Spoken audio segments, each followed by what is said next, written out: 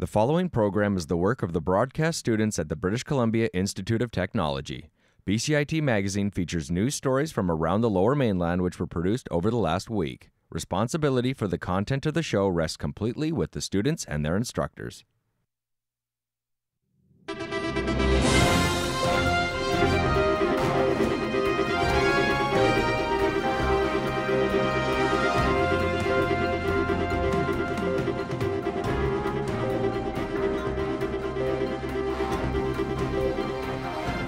Today on BCIT Magazine, IKEA workers in Richmond mark the one-year anniversary of their labor dispute with a Swedish retailer.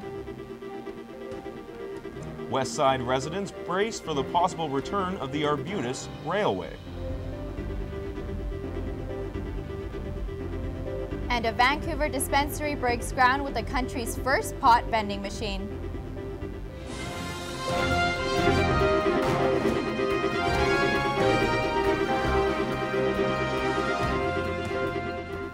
Hello and welcome to BCIT Magazine. I'm Neha Prihar. And I'm Daniel Stevens. An East Vancouver dispensary is now home to Canada's first marijuana vending machine. As Rihanna Schmunk reports, it's part of a plan to make it easier for people with a prescription to get the drug they need. It's not what you'd usually see coming out of a vending machine. Medicinal marijuana is now available out of this unit, making service quicker than ever. A lot of seniors have come in, they've wanted to know more about the product and the health benefits. So they come in, staff and volunteers are busy talking to them. You have a lineup, and what's the next step? They walk over to the machine, they put their money in, they know what they want, and they're out of here. Customers who come to this particular dispensary gather here for the same reason, to get a little high and relieve the physical lows. Sometimes when I want to come in, I need to get stoned right away. Otherwise, I'm having a seizure in my back, basically. I know exactly what I want from my cannabis. I know what strain does what for my body. I come right to the machine. If it's not available, I go to the counter, but it's way faster service. We asked people what they think about the marijuana vending machine, and the most common misconception was that people think anybody can just walk in and use it. But you actually need one of these. This is called a green card, and you can only get one if you bring in a doctor's prescription for medical marijuana. Staff say sales from the machine have been overwhelming since it opened for business and add that we may be seeing more of them in the near future. I want to get it in medical offices and retirement homes. Why not get a vending machine like this into a facility that can regulate it, and they could administer the product to the people and allow them to live their last 3 or 4 or 5 years, however long they have left, in pain-free. Rihanna Schmunk in Vancouver for BCIT Magazine.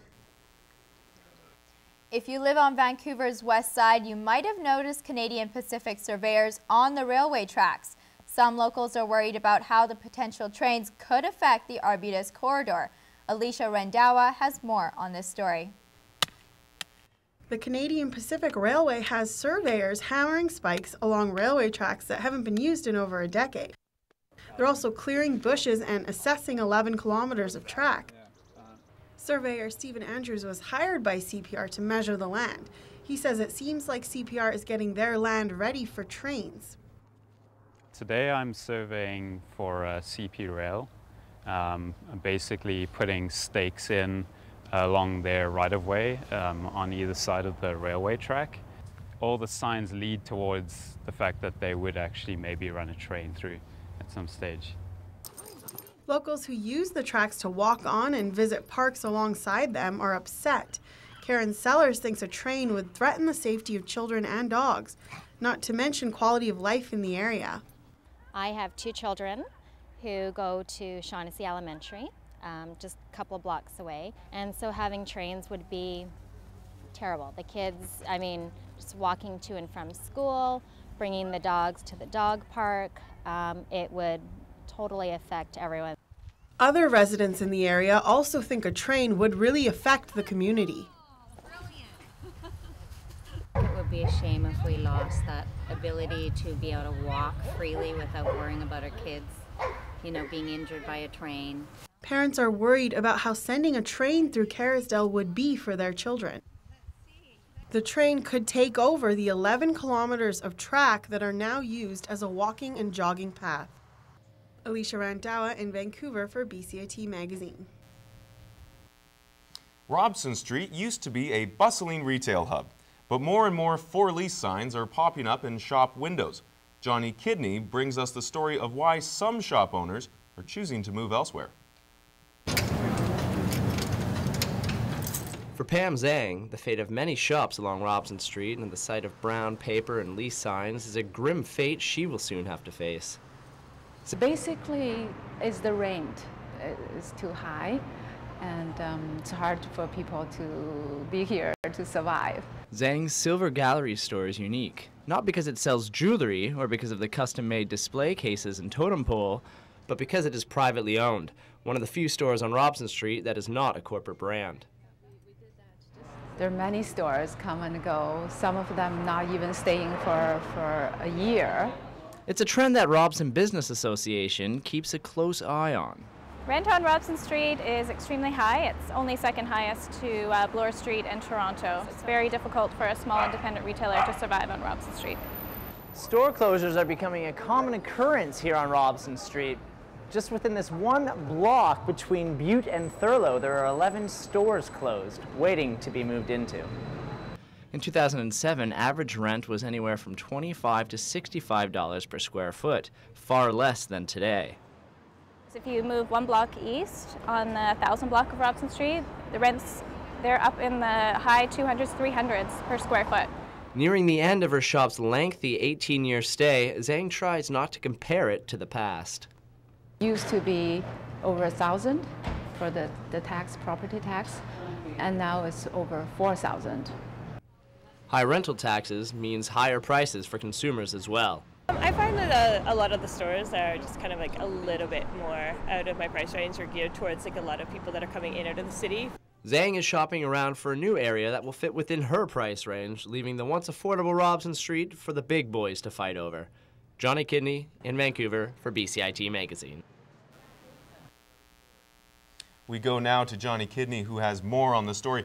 Jonny, how bad is it on Robson Street right now?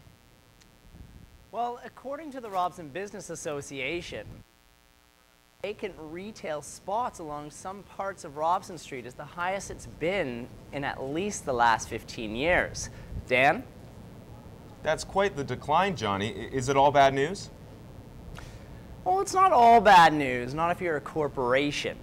You know, Robson has become this street of high-profile retailers. We see this because Nordstrom is now building and going to move in. The Apple store is going to be underneath Nordstrom. And taking up 4 old retailing spots is the makeup giant Sephora, which is set to open in the fall. Back to you.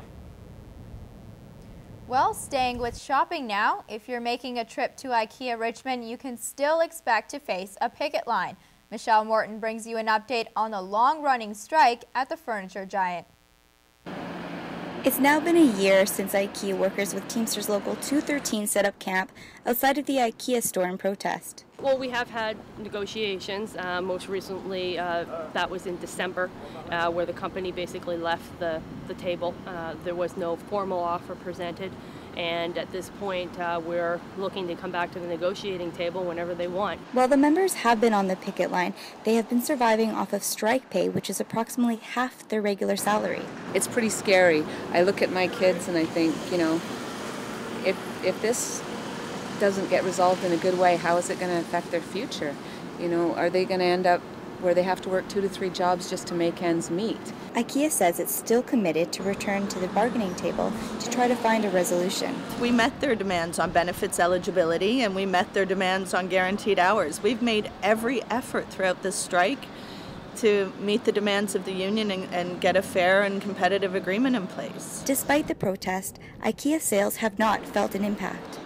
We've served 1.25 million customers during the strike, and I think that people know that IKEA is a good company and that we offer great wages and benefits, and it's a really tough economic situation right now, particularly within the retail industry. Despite the length of the dispute, no resolution appears likely anytime soon. Michelle Morton in Richmond for BCIT Magazine. Coming up next on BCIT Magazine, future trade students at BCIT could face shorter wait lists with new government funding on the way. And students at an alternative high school brace for major funding cuts.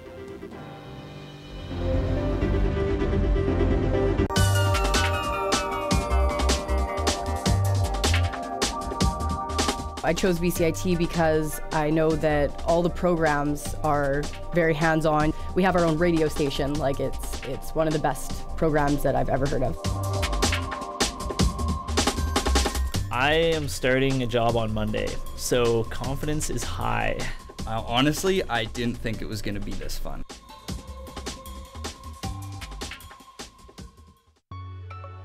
A defining moment for me was when I finished my first internship and got lots of really great feedback from industry professionals. I would have never imagined I'd be walking into the floors of TSN and thinking, I'm not a student anymore, I'm here to work. I will be starting a job with an investigative news program in Toronto, and I'm really excited to see that grow into what will become, hopefully, my dream job. BCIT Broadcast and Online Journalism, putting you to work.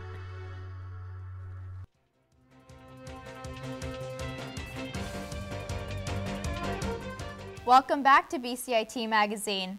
The BC government has announced it will spend $160 million on trades training this year, and that number is set to more than double within 4 years. Laura Short has more on how the new money will impact trades education.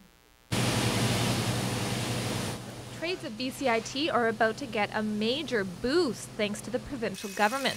That means more students like Maxine Peterson could be headed to BCIT. Peterson is a first-year metal fabrication student. She feels lucky to be in her program because she knows others who were placed on wait lists due to high demand. I have a couple that are on the waiting list. One was actually supposed to be in a couple months ago and he got pushed off because he was lower on the list. One dean of BCIT says the infusion of money will go a long way to help the school train more trade students. We do have a wait list in that program, and it is a couple of years long. It's a small program, though. It only takes perhaps 32 folks to want to get into that program. That will extend the wait list from 6 months to perhaps 2 years. The good part about that is it won't take much infusion of funding to decrease that wait list. And metal fabrication is one of the targeted trades, so I guess that's a long way of saying, yes, we'll shorten those wait lists. For Peterson, the improvements to the course will be a positive change. To get more people in here and learning more about the trade would be awesome. With the amount of money the provincial government has promised to trades, wait lists for many trades at BCIT might soon be a thing of the past. Laura Short in Burnaby for BCIT Magazine. An alternative school in Vancouver is preparing for a budget cut that will see the loss of one of its 2 teachers. Lauren Sundstrom has a story on how these changes will affect the students. At City School in Vancouver, staff have created a relaxed approach to teaching. The intimate classroom settings allow students creative freedom, which staff say allows for open dialogue and learning at each student's individual pace. I have a lot of trouble with math, so I couldn't get that kind of one-on-one personal help just because the teacher had such a big class. Until grade 9, I was at Churchill, and Churchill's a really big school. There's about like almost 2,000 students, I believe. So I really didn't like that, and I wanted to go somewhere smaller. Teacher Adrian Longworth knows firsthand how effective the program can be. I graduated from City School in 1993, and I've been working my way towards getting back in because I guess I feel that personally I probably wouldn't have graduated from high school had it not been for City School. Vancouver School Board budget cuts will see Adrian out of a job next month, leaving only 1 teacher in a class of 30 students who didn't get the attention they needed in a mainstream school. Head teacher Jay Hildebrand says having only 1 teacher will shift the way the school has operated for the past 43 years. I think for the students, they may have less choice in courses, or they may have a bit of a break in how they may not see the same teacher all day, every day. City School alumni have started campaigns to reverse the budget cuts. For the time being, however, next year will see the school short a teacher. Lauren Sundstrom in Vancouver for BCIT Magazine. A Langley woman is facing a mountain of debt after being diagnosed with a rare disease. but a family friend is offering his business as a way to help her reach the summit. Jared Featherstone has more on this story. John Gould and Aaron Kreider aren't related by blood, but the bond they share is almost as close. Good. He may seem like a big tough nut, but he's as kind as it comes. 28-year-old Aaron was diagnosed with a rare disease related to muscular dystrophy just over a year ago, which left her a quadriplegic. The home renovations needed to accommodate her wheelchair have left her family in a huge financial hole. We've borrowed quite a bit of money from friends and family and have remortgaged the home. So in total, it's probably about $200,000 that we've spent in the past year to make it possible for me to get home. That's where John comes in. He's here offering up his services to make both Aaron's and your lives easier. Gould has offered up his power washing business as a means to raise funds, with 100% of the proceeds going to the Kreiders Renovation Fund. Gould, a cancer survivor, just wants to give back. Just wanted to pay it forward. I got a gift of life from a complete stranger from East Germany with a bone marrow transplant. They gave me 3 years to live, and it's been 4 years now. Gould's generosity strikes a chord with Aaron. There aren't words that you can say. You can say thank you, but that's not big enough. It's huge. People wishing to help out Aaron's cause can log on to www.dominionpowerwashing.com/friendsforaaron to find out more information on how they can help. Jared Featherstone in Vancouver for BCIT Magazine. Vancouver recently dropped a bylaw letting residents cut down 1 tree a year on their property, but rules are looser in West Vancouver. Kojouri has been following this story and joins us now. What rules does West Vancouver have? Well, Dan, currently the laws in West Vancouver allow people to cut as many trees as they like. And people, except for trees on boulevards next to their houses, and actually people are still cutting trees there. And this is becoming a bigger issue with the amount of development and construction going in West Vancouver, and concerned residents are asking council to make some changes. Dan? So, does council have any plans to change the laws? Yes, council is asking city staff to look into other municipalities and see what they're doing in terms of cutting trees, and then the council will look at the reports and make necessary recommendations. Back to you. Coming up next on BCIT Magazine, a local Olympian prepares for the chance to compete at this summer's Commonwealth Games. And it's spot prawn season. Local chefs dish up one of summer's most sustainable seafoods. The most rewarding thing for me has been the relationships I developed in the program, both with instructors and classmates. My sense of confidence has never been higher. I mean, this program's offered great opportunities to be in real world, real industry situations, and being in those moments and knowing I can contribute, I can do this. It's exciting to be in this industry and to meet lots of great people and to make amazing friends. BCIT Broadcast and Online Journalism, realizing your potential. Standby graphics, ready, camera one. If you want to experience the fast-paced world of news, today on BCIT Magazine, striking, make magic on a movie set, frame, and action, or bring your creative ideas to life, BCIT's hands-on training will get you started. BCIT Television and Video Production. Your possibilities start here.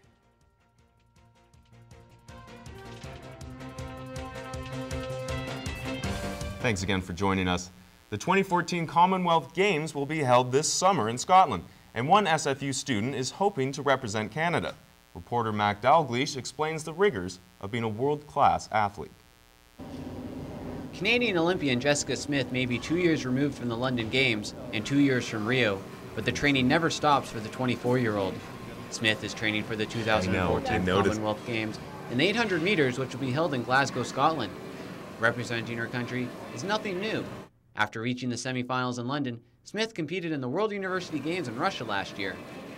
There's nothing quite like it. I mean, that's what we work towards our whole season is representing Canada at an international level, and I mean, it's an amazing experience, and any opportunity you get to race for Canada is just amazing.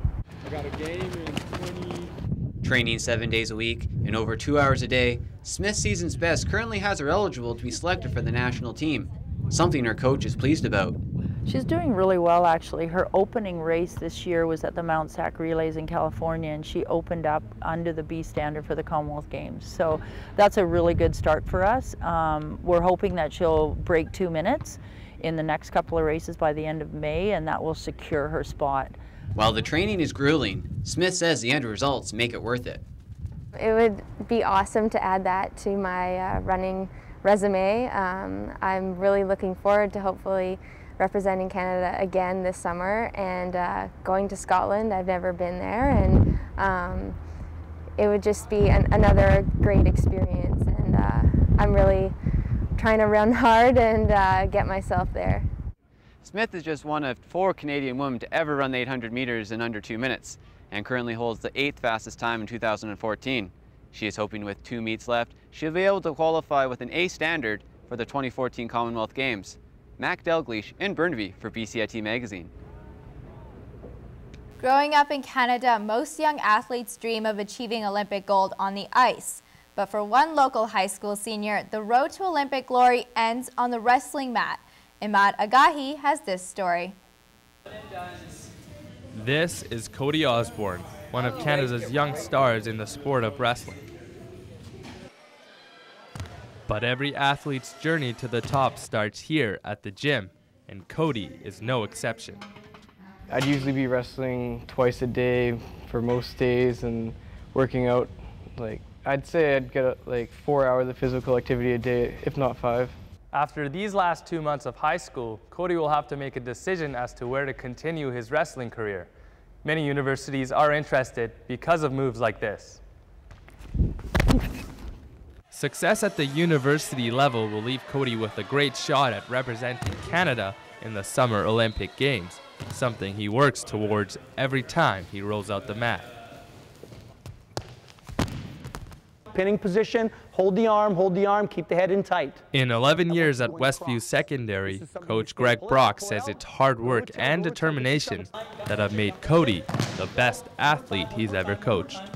He's one of these young men that has a goal and he works very hard for it. He's just kind of focuses in on what he wants and he goes after that until he gets it. And he doesn't let anything stand in his way. And as to what living his Olympic dream would mean to Cody, it would mean a lot to me. I'd be representing my country and it would make my day, make my life. Imad Agahi in Maple Ridge for BCIT Magazine. Well, with spring here, it's bear season again. Reporter Kyle McKeechee talked to local hikers to find out the bare necessities of staying safe on the trails. Cam Alexander and Liam Montgomery have been avid hikers for the past few years. They both live with the forest in their backyard and have had a few scary run-ins with bears. We keep our garbage in here, and last summer we had a bear come down from the woods and it just tore this whole thing apart. So as you can see here, it's all new wood and that can get kind of expensive. Bears are a common sight in many North Vancouver neighborhoods, and as friendly as they look sometimes, they can be dangerous if closely encountered. Alexander and Montgomery want people to know that the risks of being in proximity with a black bear are high, and that people should be educated on the proper guidelines. I mean, you know, everyone has the idea that mainly we have black bears up here, right? And they're not too dangerous at all.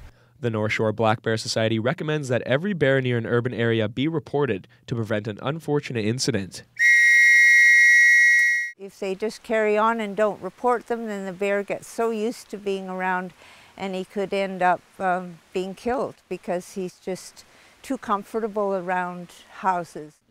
Christine is optimistic that people will be able to keep themselves and their canine companions safe during this bear season using the Black Bear Society's guidelines. Kyle McKeechee in North Vancouver for BCIT Magazine. Spot prawn season is here and the coveted crustaceans are turning up on menus around Vancouver. They're popular with both conservationists and foodies alike. Shannon Waters tells us more about the sustainable seafood. Every year, the BC Spot Prawn Festival celebrates the return of spot prawns to local waters and local restaurants. BC chefs and diners alike look forward to their return. It's a local product, it's sustainable as well. They come live, as you can see, they jump everywhere. And it's a very sweet, very nice flesh. Chef Jean-Francis Caglia will be serving up spot prawns at Provence Marina side while he can. He's a member of the Vancouver Aquarium's Oceanwise program, which partners with local restaurants to promote sustainable seafood. The BC Spot Prawn Festival is endorsed by Oceanwise as a sustainability success story.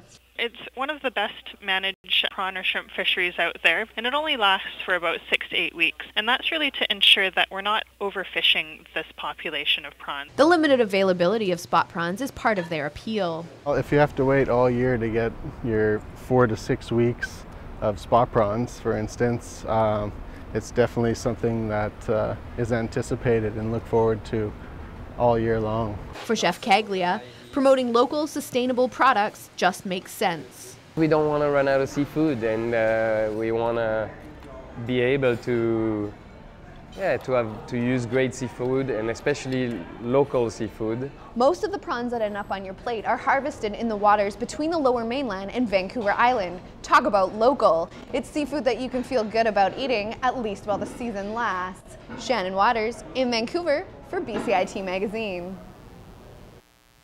Well, for those of you who watched the last episode of BCIT Magazine, we've got an update on Vancouver's Bird Week competition.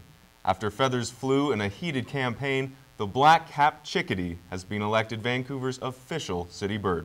It won with over 170,000 votes. So look out, Looney, there's a new bird in town.